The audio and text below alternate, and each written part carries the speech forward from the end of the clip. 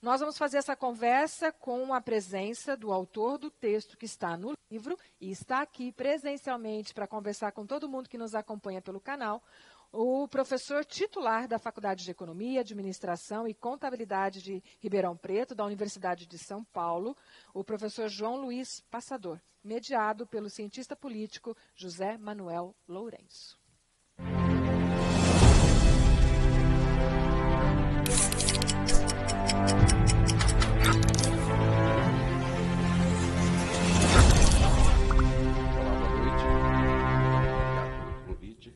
Nós vamos falar um pouquinho de governança, professor. Afinal, é um termo amplo, bastante abrangente, e acho que, pelo seu texto, acho que é interessante a gente começar exatamente pela definição. Afinal de contas, o que é governança, o que são essas governanças, né? Bom, em primeiro lugar, também muito obrigado pelo convite. É uma sensação muito agradável, né? Eu já assisti tantos espetáculos, tantas conferências aqui nesse teatro e, invariavelmente, ele sempre era muito elogiado pelos artistas, né? E agora eu percebo qual é a sensação que eles têm, né? De ter a visão da... Bom, então, de fato, é um privilégio. Eu agradeço muito o convite e a oportunidade de estar aqui e de compor essas 20 conversas, né? Bem, governo é uma característica do ser humano, porque somos gregários, né? Desde sempre. Quando o homem resolveu descer das árvores e se pôr em pé, passou a formar agrupamentos. E a vida, portanto, passou a se reproduzir de forma coletiva. Funções eram divididas, especialidades estabelecidas, e o produto era compartilhado coletivamente, ou não, enfim, se estabeleceram regras de convivência, essas regras estabelecidas coletivamente, e também a ideia de que alguém fosse responsável para acompanhar a observância dessas regras coletivas. A partir desse momento, você estabelece o governo, né? E aí as formas são muitas, né? Essa história de uma vida coletiva vai definir a história da civilização.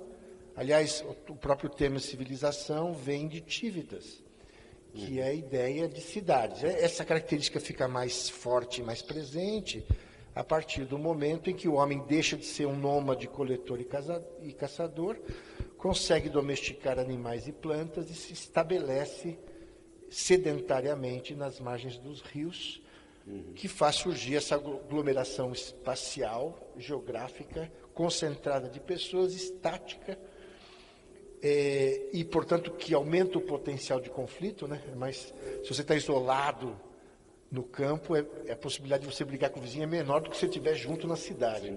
Estando numa situação de potencial conflito, se estabelece cada vez regras mais rigorosas e sistemas para dirimir os conflitos, tá certo? E cumprir aquilo que se quer e proibir aquilo que não se deseja. São os contratos, né? O senhor, em determinado momento do texto, o senhor faz referências diretas, por exemplo, ao contrato social de Rousseau. Sim. Veja, essa primeira revolução tecnológica, que é uma revolução de base agrícola, né, vai ter uma existência muito longeva e que só vai ser transformada nas suas bases essenciais muito recentemente, né, que é a Revolução Industrial, acompanhada de uma superestrutura de revoluções das suas superestruturas, portanto, das suas instituições.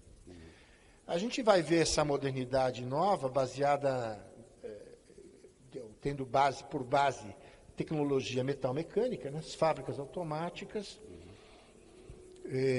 de maneira completa, plena, a partir do final do século XVIII, no século XIX, mas ela tem uma longa trajetória de gestação, né? Podemos demarcar historicamente que as ideias que vão compor essa modernidade metal-mecânica, industrial e de Estado de Direito, a partir do século XI, XII, quando a Europa tem contato com as civilizações do Oriente Médio por conta das cruzadas. Toda essa trajetória, portanto, vai construir um ideário que culmina com uma base de transformação tecnológica, também produto dessa revolução de caráter racional, científico, que é como vivemos hoje. Também em crise, porque agora apareceu uma nova base tecnológica de informação eletrônica, e essas superestruturas também estão se transformando e estão se adaptando, né, para essa nova realidade. Perfeito.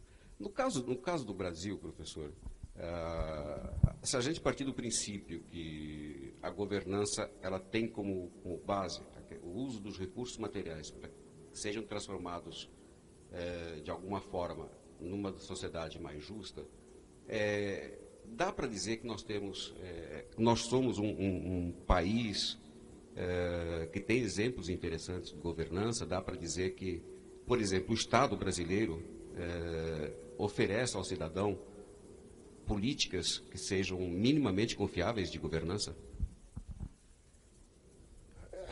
Sim e não, né? Então, o Brasil é uma democracia moderna, dentro desse princípio, né, da ciência política, um pouco tardia, né? Então, nós vivemos uma circunstância de colônia até início do século XIX, tivemos aí um império que durou quase 100 anos, né? E a República foi proclamada no final do século XIX, ainda assim mantendo características muito ligadas, né, ao modelo anterior, né? A primeira República, uma república de oligarquias agrícolas, né? E eu acho que esse histórico está muito presente. Tivemos uma importante transformação no governo Getúlio Vargas, de transformar o Estado segundo, organizar os governos segundo o modelo de burocracia weberiana, modelo weberiano, né, de racionalidade burocrática, mas sempre muito centralizado, né, o Poder Executivo central, e também uma presença excessiva, né, dos governos na vida, na regulação e na definição dos destinos, né. Isso cria um pouco de distorção, porque o princípio da modernidade é, de fato, que ela seja sensível às vontades da coletividade. Dentro dessa perspectiva de contrato, é um litisconsórcio, onde cada parte vale um voto, a princípio, né? Quer dizer, o princípio iluminista. Então, talvez eu seja mesmo um iluminista abissal, radical. Ainda acredito muito fortemente nos valores aí da Revolução Francesa, né, que parece que estamos ainda lutando para efetivamente implementá-los na sua plenitude. Mas, de todo modo, se a gente entender como é que funciona, quer dizer, o processo de governança, ele envolve dois universos importantes. Um universo é de caráter ético. Se saber o que é melhor ou pior, ou se saber o que se deve fazer ou não, é, de fato, uma decisão coletiva. E aí, como dizem muitos autores, muitos filósofos, nós somos vítimas das contemporaneidades. Então, não existe uma ética universal constante, a ética histórica ela é construída, reconstruída, destruída, revisada permanentemente. Então, a gente está sempre submetido a padrões éticos do nosso instante. Sim. E que não há garantias que eles vão se... Aliás, é o contrário, né? Então, esse é um detalhe importante. E, de outro lado, você tem um caráter técnico-operacional, você tem um caráter ético-social e um caráter científico. Que a gestão passa a ser, inclusive, recentemente, é transformada, inclusive, em ciência, né? A administração é uma ciência... com algumas importantes divergências e tal, se é mesmo ou não, mas de todo modo ela tem protocolos científicos, né? Então, o que faz um governante, o que faz um gestor?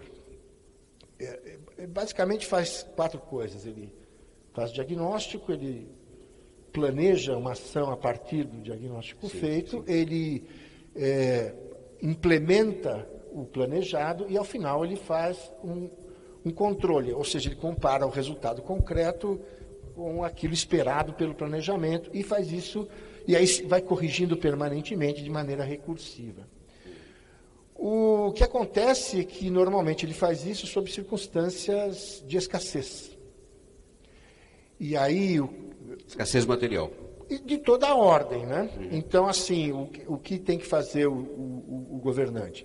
Combinar recursos financeiros, materiais, tecnológicos, energias, pessoas... E combinar isso segundo uma base gerencial para produzir máximos benefícios. E aí que está o grande problema. Máximo benefício é um juízo de valor. E aí, dependendo do seu instante ético, ou da sua circunstância ética, o fenômeno é muito distinto. Então, o caso clássico do setor privado o que é mais ético é a máxima reprodução possível do capital investido.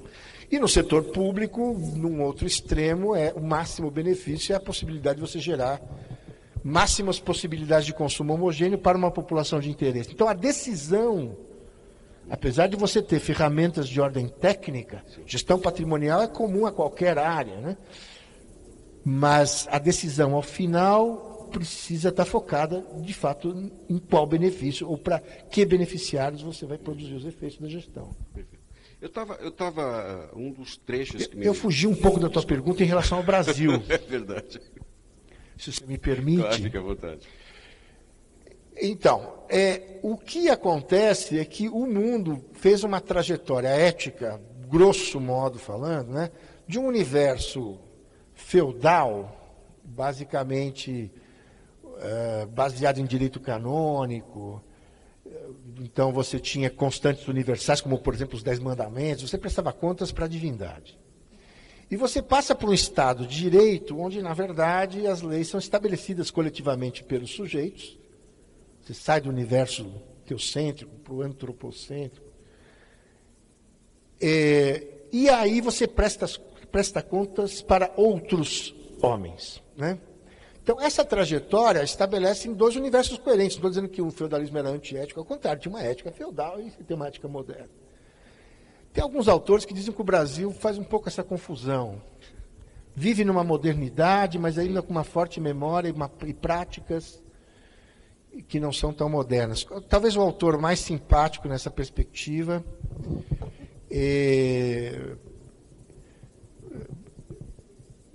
seja o Francisco de Oliveira, né, que é um importante professor emérito, né, do FEFELESH da USP de São Paulo, que escreveu um texto que, na minha opinião, é antológico, que se chama Ornitorrinco, que é antigo, né? E ele diz isso, né, que o ornitorrinco é esse bicho um pouco incoerente, né? Tem várias piadas sobre o ornitorrinco.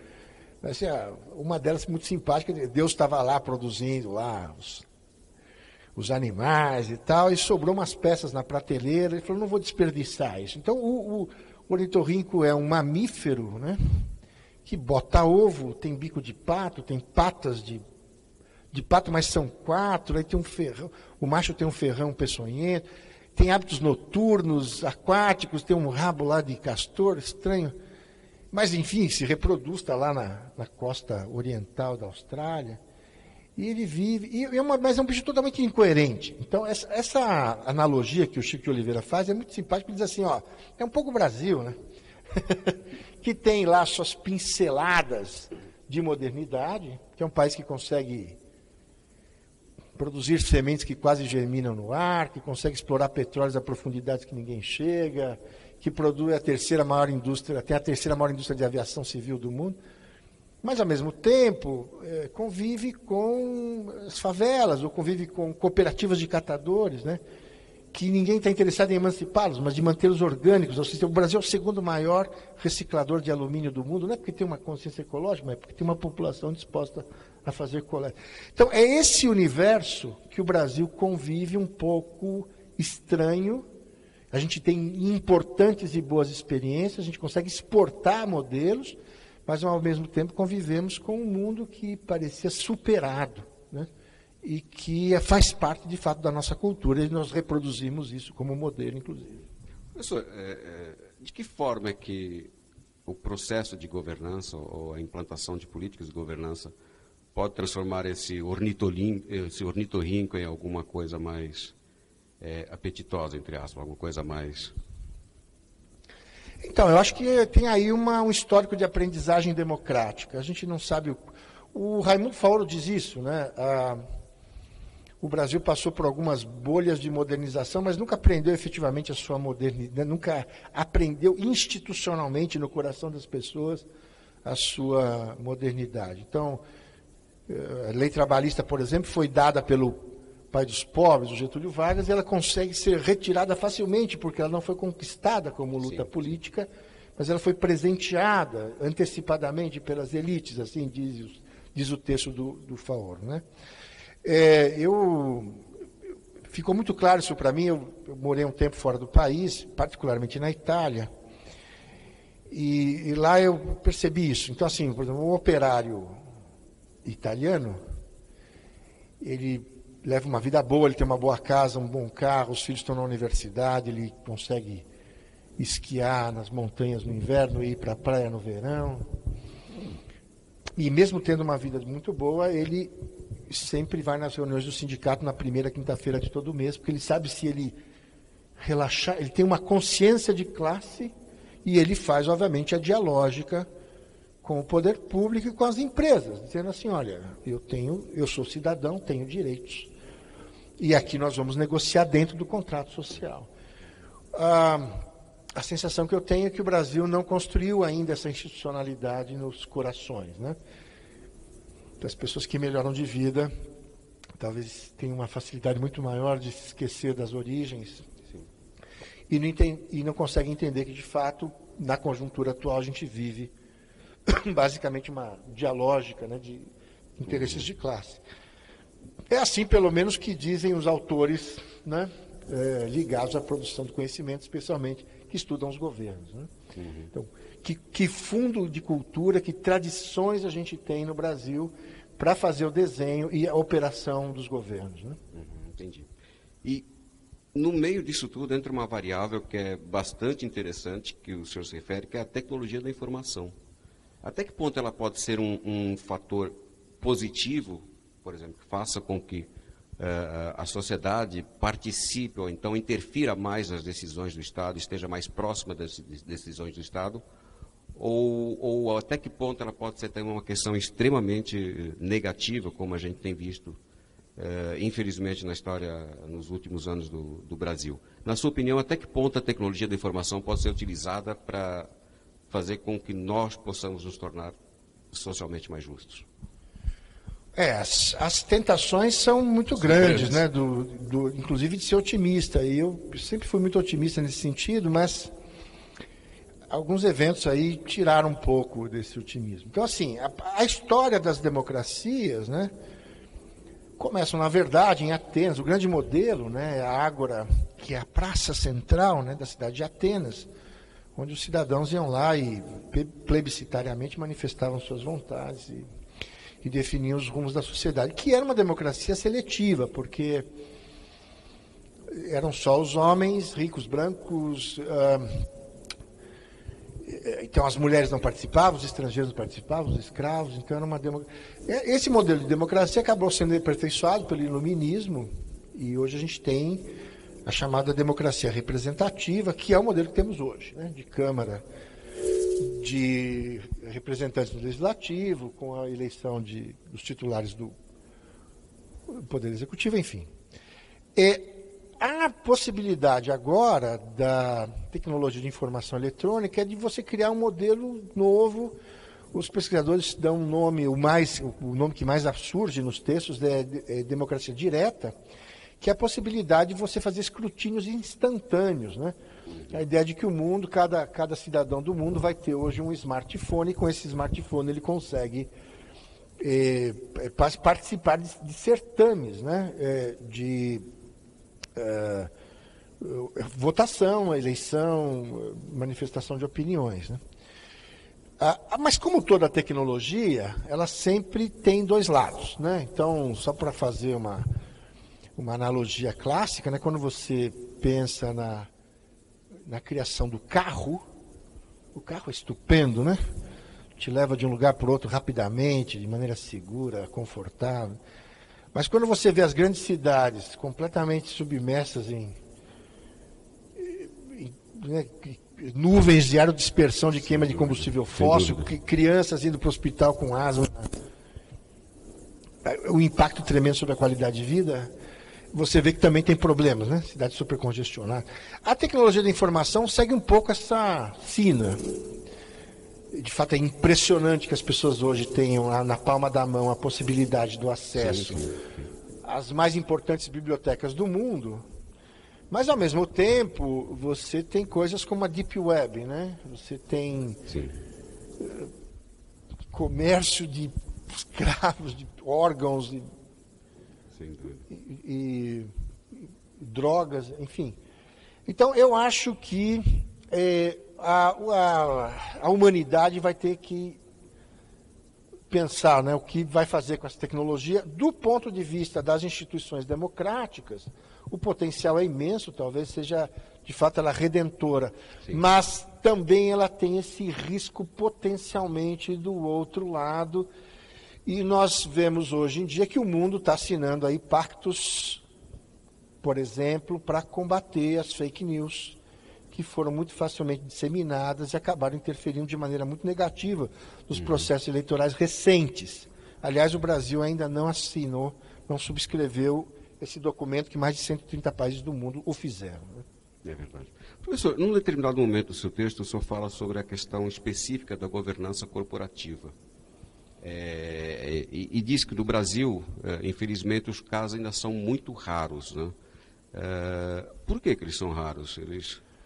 Bom, a ideia de governança, como princípio, ela pode ser implantada em qualquer agrupamento social. Quer dizer, se você imaginar que a organização social de produção antes de ser de produção, é uma organização social, então os conceitos de governança são aplicáveis. Né? Então a ideia da governança corporativa é essa aplicação dos conceitos de governança especificamente em organizações privadas de produção. A literatura contemporânea, os estudiosos das organizações, defendem que esse princípio democrático, ou pelo menos os sistemas de consulta, tá certo, ao processo de gestão das organizações, quanto mais democratizados, quanto mais transparentes, e quanto mais auditáveis, eles são melhores.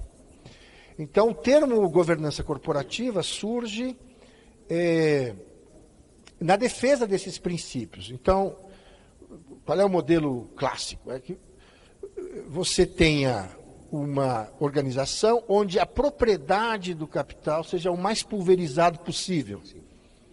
Por quê? Porque aí você sempre vai ter pelo menos uma grande assembleia anual, onde o conjunto amplo de proprietários é capaz de dizer para suas diretorias executivas, que na verdade são profissionais, né, como eles devem agir no interesse da coletividade, e no caso da sua maioria em voto. Que haja um conselho de administração, também sob a supervisão, uma Assembleia Geral ela é soberana, e que você tenha um conselho fiscal que, de fato, fiscalize. Sim. Então, os termos hoje importantes são, primeiro o termo de compliance, né, a ideia de que o que se estabelece como norma tem que ser seguido e obedecido.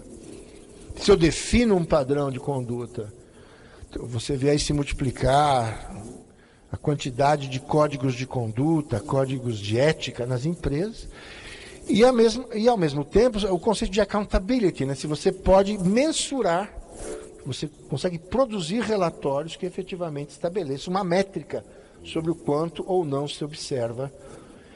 As empresas, portanto, no mundo e no caso particular do Brasil, a Bovespa tem esse título, né? As empresas que recebem o título de governança corporativa são aquelas que efetivamente cumprem com essa lista de quesitos que eu acabei de falar. Né? Então, que você tem diretorias executivas, conselhos de administração, que você tem conselhos fiscais e que você tem assembleias onde a totalidade dos votos dos acionistas sejam votos ordinários com direito, todos com direito a voto. funciona melhor no meio privado do que no meio público, a governança, é isso? As regras são mais claras? O Brasil não tem essa tradição, né? Tanto no setor privado quanto no setor público. Acho que no setor privado ainda é mais complicado, porque a tradição no Brasil é que você tem muita concentração de propriedade patrimonial, né? Com patrimônio muito concentrado. Normalmente, o desenho típico é a empresa familiar, que você tem lá um herdeiro que é acionista majoritário, ele é o diretor executivo, ele é o presidente do conselho de administração e o filho dele é o presidente do conselho fiscal, ou seja, no fundo é só ele mesmo que manda, né? Esse é o desenho clássico, são poucas as empresas que têm mais. E no setor público, por força, deveria ser... Exatamente. Né? Os sistemas de controle, tanto de compliance quanto de accountability, mais refinados, mais precisos. Né? Portanto, porque a função não é gerar lucro e acumulação de riqueza para os proprietários, mas é gerar benefício para o cidadão, que, em última análise, é o grande cliente desse processo. Né? O que a gente tem visto recentemente é que os mecanismos de participação têm sido extintos ou, de maneira contumaz, combatidos. Né? E aí o controle sobre o poder público, os mecanismos de participação, os conselhos, as assembleias, parece que no atual momento perderam isso e, de fato, precisam ser recuperados se a gente quer, de fato, construir uma institucionalidade democrática relevante, como é um país importante como é o Brasil. Esse é um ponto importante. Como é que a gente pode recuperar esse controle, essa participação mais efetiva sobre as decisões do Estado? Eu acho que não há como negar que, numa história recentíssima do Brasil, isso tem ocorrido cada vez com mais frequência, essa perda de poder da sociedade interferir no Estado. Como é que a gente pode recuperar isso? Existe alguma fórmula, existe alguma... Eu acho que sim. Reza. Eu estou como um iluminista abissal, que já me declarei aqui. Tem alguns autores que eu tenho particular simpatia. Um deles é o Alexis de Tocqueville, que era um jovem nobre francês, que trabalhava na gestão de águas em Paris e arrumou uma bolsa para entender como é que isso funcionava nos Estados Unidos, que era uma nação recém-estabelecida e o mais importante laboratório de democracias republicanas, democracias representativas de modelo presidencial. Né? Ele foi para lá, ficou quase um ano, voltou e acabou escrevendo um livro antológico, publicado depois da morte dele, chamado Democracia na América. E aí, de maneira espetacular, genial, ele vai dizer assim, olha, é lá nos Estados Unidos que a gente vai ver que os princípios da Revolução Francesa tem um paradoxo, uma dialógica, uma contradição fundamental, que entre os seus dois, ele fez esse destaque, né, principais princípios, que é o da liberdade e da igualdade. E diz assim, em vez de serem complementares, eles são excludentes. Quanto maior a dose de liberdade, especialmente econômica, menor é um cabo de guerra, né?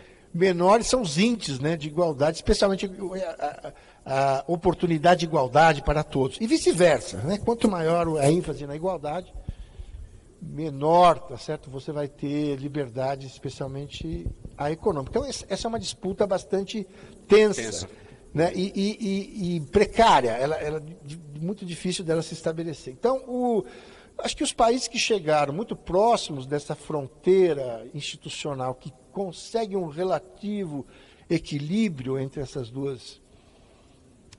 Talvez o grande equívoco do Tocqueville tenha se desprezado um pouco a terceira cor da bandeira francesa, né, que é a fraternidade, a ideia de nos entendermos como uma grande irmandade, uma grande aldeia global.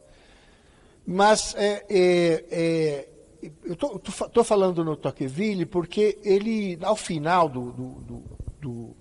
muito resumidamente, né, mas ao final do Democracia da América, ele acaba fazendo uma escolha entre esses dois pontos extremos, entre liberdade e igualdade, e ele escolhe a liberdade. Ele fica com os americanos, né? Ele ficou muito amigo do Thomas Jefferson, enfim. Mas ele disse assim, a liberdade é mais importante, mas tem que ser uma liberdade vigiada. Então, para que a liberdade econômica não destrua a igualdade de oportunidade para todos, você tem que ter Educação básica até um determinado nível, universal, gratuita para todos. Você tem que ter imprensa livre.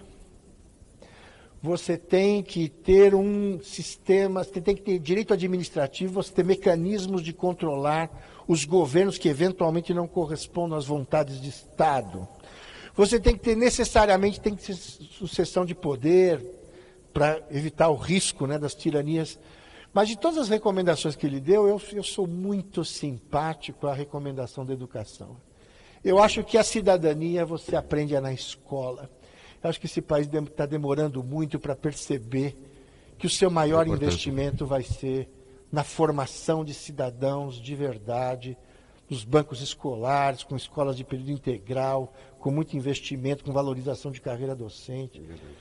Tá certo? E eu acho que a gente aí caminharia em 2 gerações, tá certo, por um padrão escandinavo. É um sonho.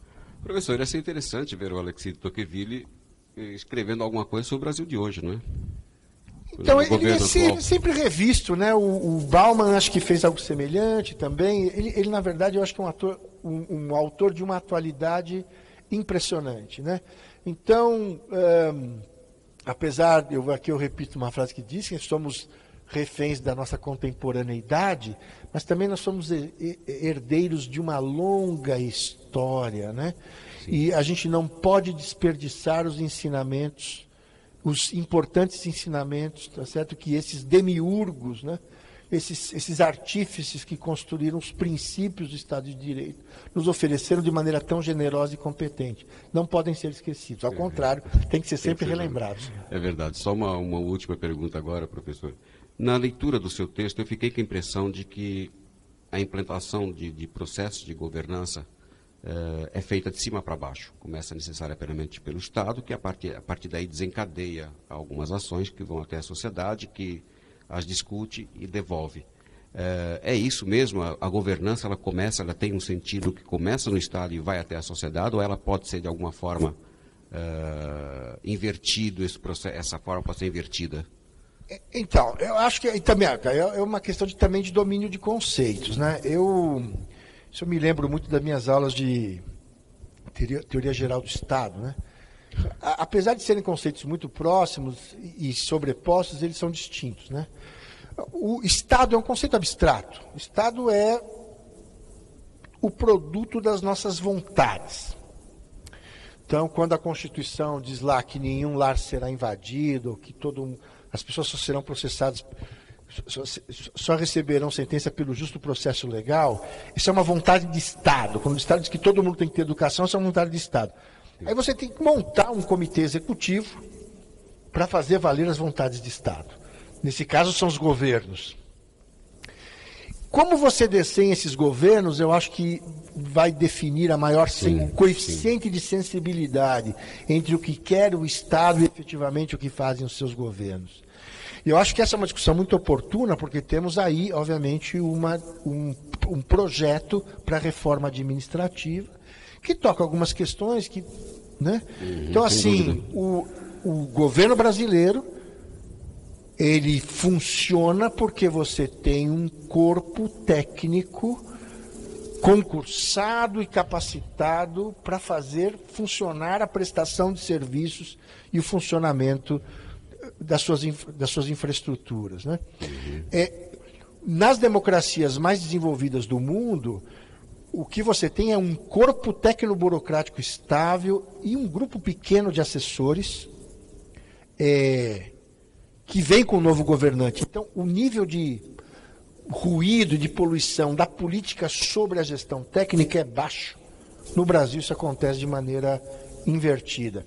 Sim. Então, a gente tem que valorizar, na verdade, esse conjunto de gerências médias, vamos chamar assim, que de fato tocam e fazem o país funcionar do ponto de vista da sua prestação final de serviços, a qualidade do atendimento às necessidades da cidadania.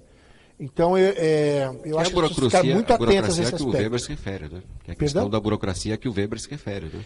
Exato. E no caso do Brasil, temos ainda um problema sério, porque no setor público você acaba reproduzindo as diferenças e as hierarquias que a sociedade como um todo. Então, você tem, de fato, algumas carreiras que são excessivamente muito bem remunerados, e você tem uma camada imensa de servidores importantes no capilar, professores, enfermeiras, bombeiros, que recebem muito mal, ainda tem que levar essa pecha de problemática. É verdade. Então, eu acho que a gente tem que, na verdade, cuidar da qualidade do modelo de gestão, incorporando essas tecnologias e essas contemporaneidades para, de fato, tentar gerar máximos benefícios para me reportar aqui no começo da conversa. Eu fico pensando, eu disse que era a última pergunta, mas não era. Eu fico pensando, por exemplo, na aplicação de políticas de governança em termos municipais. A gente está numa cidade de 700 mil habitantes, com problemas que todas as cidades têm. De que forma é que uma cidade de médio, grande porte, como Ribeirão Preto, pode fazer com que a aplicação dessas políticas a tornem uma cidade mais justa, por exemplo, que a que existe hoje? Eu acho que abrindo os canais de participação, se bem que eu acho que a missão dos prefeitos no Brasil, de fato, é uma missão muito dura, porque você tem uma concentração de recursos exorbitante, né, na mão do governo central. Quase que 70% da massa de arrecadação fica com o governo federal, 20% com os estados e 10% com os municípios, que são, na verdade, o mundo de verdade, aqui que se produz riqueza, é aqui que se arrecada, né? Eu acho que o Brasil deveria caminhar para inverter essa pirâmide, né? Deixar na mão dos municípios os recursos. Sim, sim. E aí você, de fato, eu diria o seguinte, o cidadão consegue controlar melhor seus representantes em municipalidades, porque você consegue tomar café da manhã na padaria com o seu vereador, né? É verdade. A possibilidade de você tomar um café da tarde com o presidente da República é dificílima, né? Então, assim, eu sou municipalista desde sempre, quero me prestar aqui uma homenagem, né? Eu me lembro do Franco Montoro, né? Que era um dos grandes defensores dessa perspectiva, o próprio Ulisses. Eu acho que, bom, mas enfim, o município tem que se organizar para a gente tentar fazer uma revisão. Já foi feito alguma coisa na Constituição de 88, mas eu acho que ainda a gente tem um desequilíbrio muito forte nesse gradiente das responsabilidades do Pacto Federativo, né? O município precisa fazer muito e recebe muito pouco dinheiro, mas podemos mudar isso fazendo das municipalidades espaços de exercício da cidadania.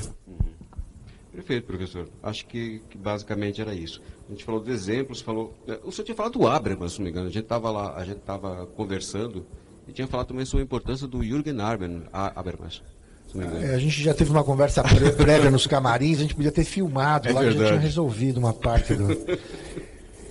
Mas, então, a gente estava falando um pouco sobre futuro, né? E aí a gente discutiu que há alguns autores que são extremamente otimistas em relação ao futuro. O Habermas o Jürgen Habermas, um pensador alemão, uma terceira geração dessa linhagem marxista, mas ele é muito otimista, tem uma teoria da ação comunicativa, diz assim, deixa as pessoas livres para conversarem, que ao final elas vão se organizar e vão reproduzir atavicamente, tá certo, os conceitos fundamentais de Estado. A gente nasce com... Mas tem um contemporâneo dele, que morreu em 98, que se chama Niklas Luhmann, tem uma teoria dos sistemas, que diz o contrário, que os sistemas de poder acabam criando mecanismos de reprodução e manutenção, né, dos núcleos de poder, e que toda essa perspectiva de participação, ONGs, terceiro setor, na verdade é uma coisa meio lúdica, e que se eles derem algum trabalho, rapidamente o sistema vem e fagocita e tal. É uma disputa entre duas utopias, uma muito otimista, uma muito pessimista, e aí dependendo do dia, se o dia nasce ensolarado, eu acordo mais Habermas, se o dia está muito nublado e tal, e chuvoso, acordo mais Luhmann. Mas esses dilemas, obviamente, faz parte da existência humana e vamos ter que aprender a conviver com eles e trabalhar a favor daquilo que acreditarmos, né? É verdade. Professor, uma questão que me veio agora, que eu tinha esquecido de lhe perguntar, é que, na verdade, a origem do termo governança não é tão novo assim, né? Foi um termo que, apesar de ter assumido uma importância grande no século XX, ele tem as suas origens até bastante anteriores a isso, não é? Como eu disse, a sociedade organizada estabelece seus governos e seus sistemas de gestão. Se você pegar os sítios arqueológicos mais antigos da humanidade, pelo menos do ramo ocidental aqui, que é ali a região da Suméria, onde é o sul hoje do Iraque, né? Sim. O Entre Rios ali, o Tigre e o Eufrates, a cidade de Uruk, né? Aliás, dizem que é ali o nascimento, né, do Abraão, os ramos abraâmicos, né? Então, Sim, sim. Judeus, cristãos e muçulmanos têm todos a mesma, os primos que não param de brigar. Né? Mas quando você vê lá os sítios arqueológicos, você vê claramente a reprodução do sistema de governança, produção, armazenamento, distribuição, responsabilidade. Os monumentos mais antigos da humanidade, você pegar as pirâmides, por exemplo, que foram os monumentos mais altos da humanidade até o século XIX, que só foram superados pela Torre Eiffel. Foram construídos, obviamente, não por deuses astronautas, como pressuponham, mas por trabalho humano organizado. Né? Alguém produzia as pedras, alguém transportava, alguém cuidava das refeições, do fornecimento de água potável, outros atendiam lá os doentes, o trabalho humano organizado, tá certo? Então, a governança faz parte do projeto de humanidade. Sem governança não há humanidade, sem governança há o caos, não há civilização, não há urbanidade, não há homem político que veio da polis. Tá ótimo, então. Professor, foi uma honra, foi um prazer enorme poder entrevistá-lo aqui, conversar sobre um tema tão importante quanto esse. Eu fico muito agradecido. Eu que agradeço a oportunidade e espero que o texto inspire as pessoas a continuarem a estudar por conta própria. Essa é a ideia de estimular essa. É verdade, então. Obrigado mais uma vez a todos e boa noite.